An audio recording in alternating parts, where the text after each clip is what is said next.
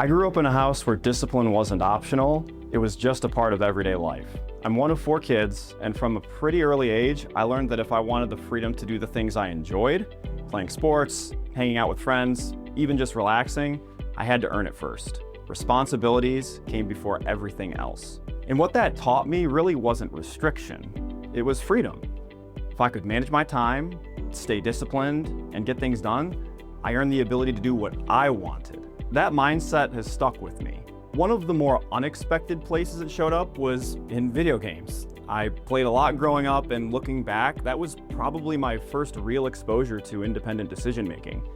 I'd make a decision, see what happens, adjust, and try again. That process, think, act, learn, repeat, is still something I rely on today.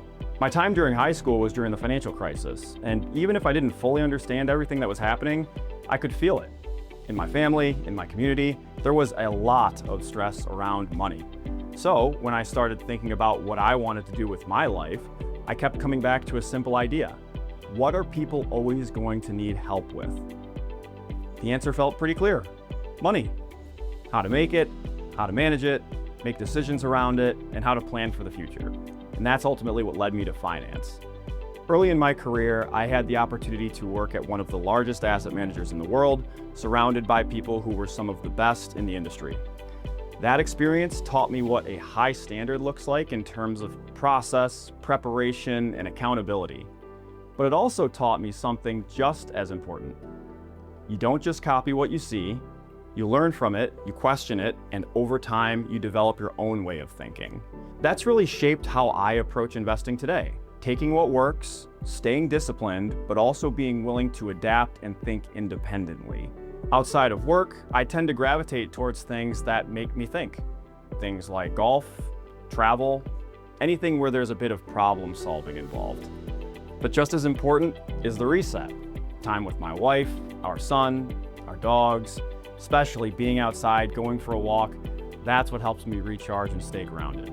What I find most rewarding about this work is how real it is. You're not just looking at numbers on a screen, you're helping actual people make decisions that impact their lives. And being part of that, helping someone feel more confident about where they're headed, that's something I don't take lightly.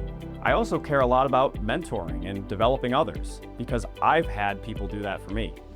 And being able to pass that along is a big part of what makes this work meaningful. At the end of the day, the way I try to approach both life and work is pretty simple.